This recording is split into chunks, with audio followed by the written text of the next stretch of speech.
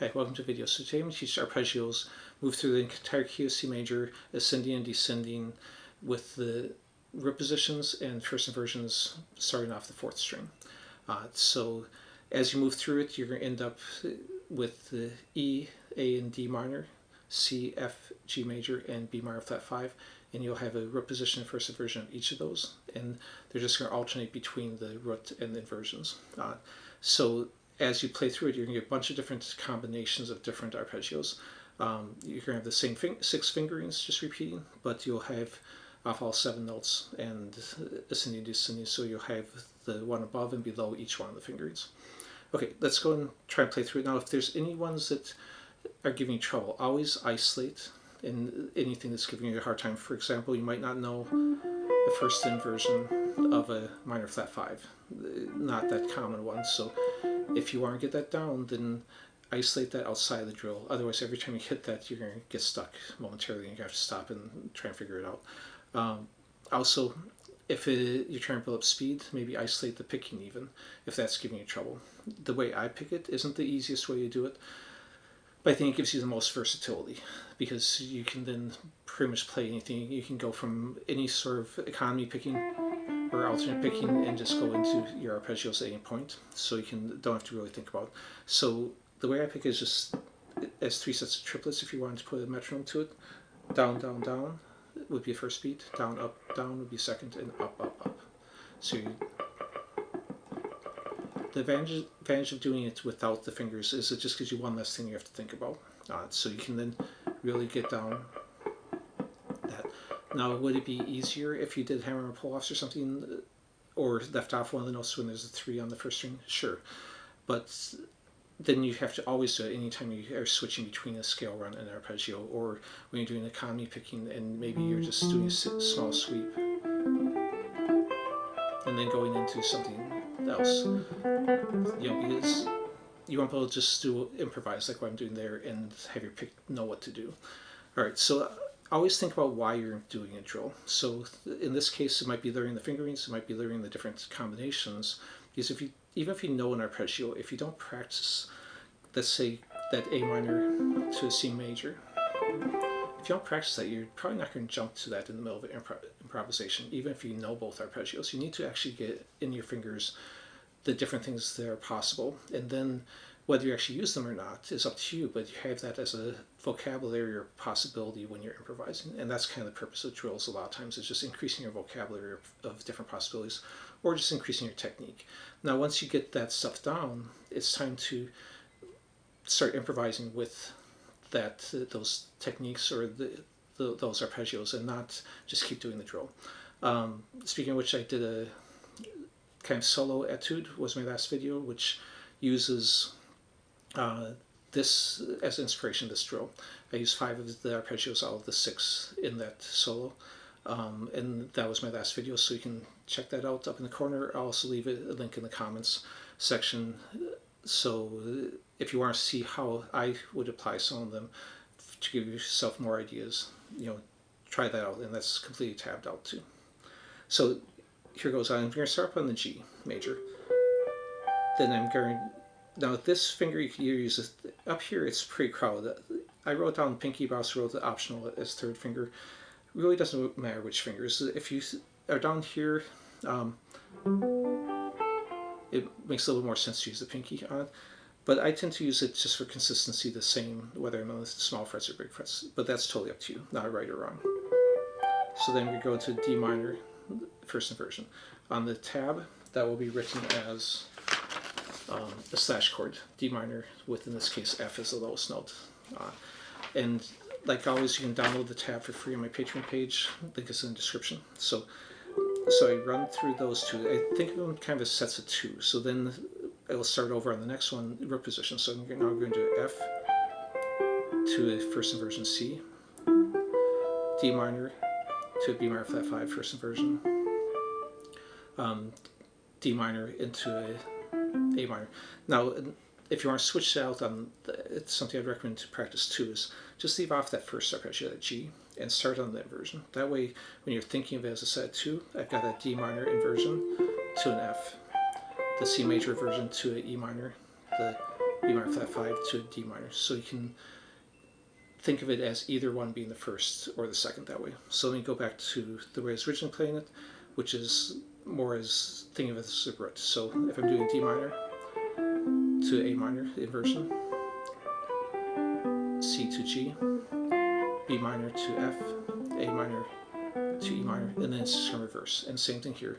If I think of this as my first one, the G, then it's G to E minor, A minor to F.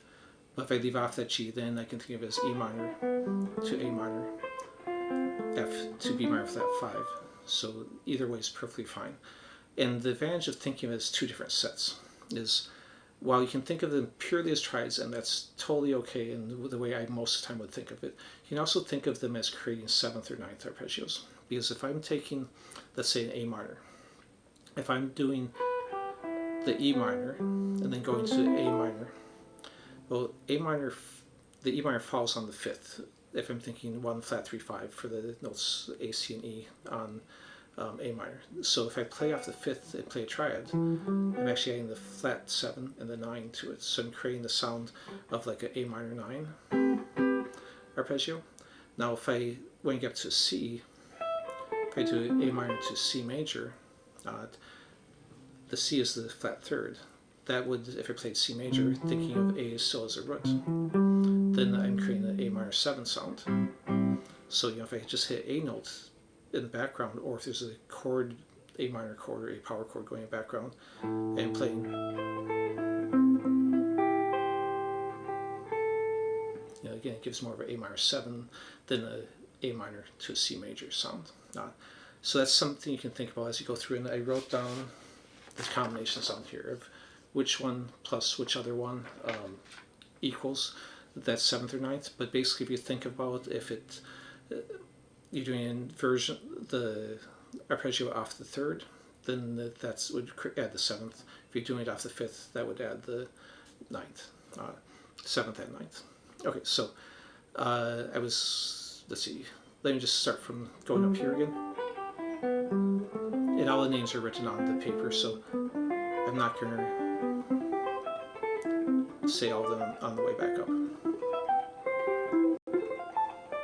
At this point, you could just start over and make it a cycle if you wanted to.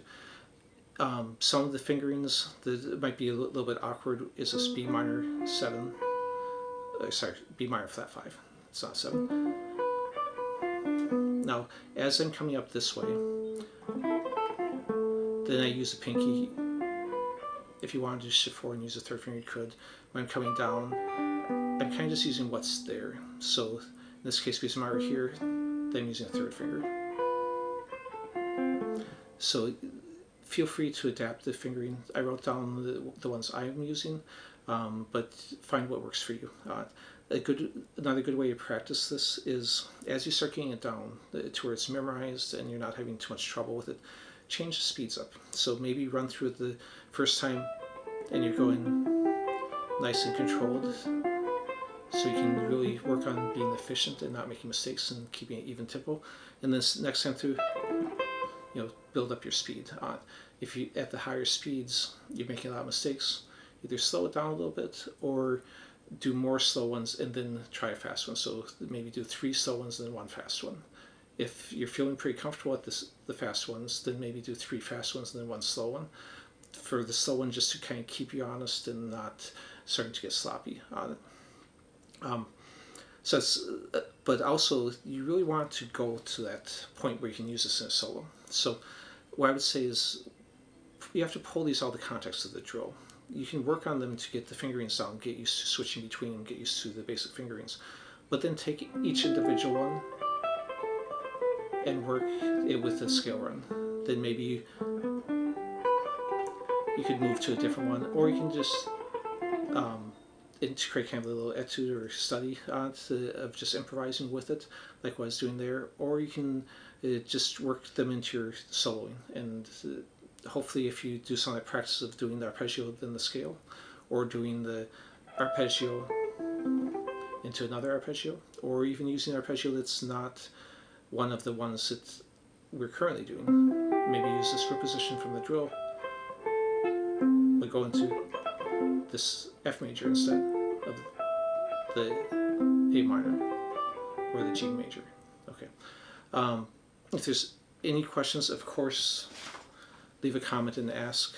So as I said, check out the one where I did a solo using some of these, and that will give you some more ideas on what to do.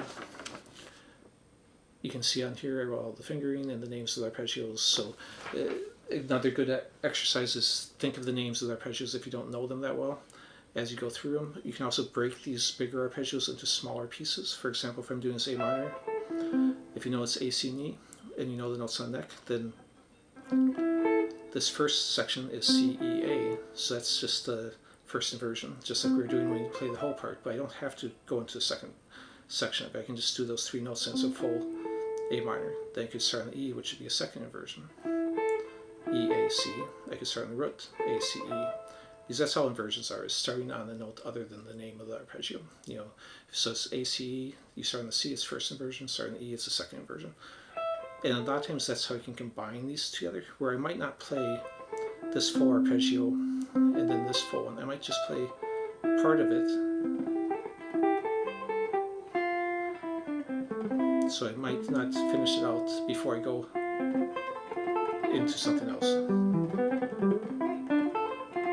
So you can get these little shifts and little changes quicker between them. All right, let's see with that. Please like, subscribe, and thanks for watching.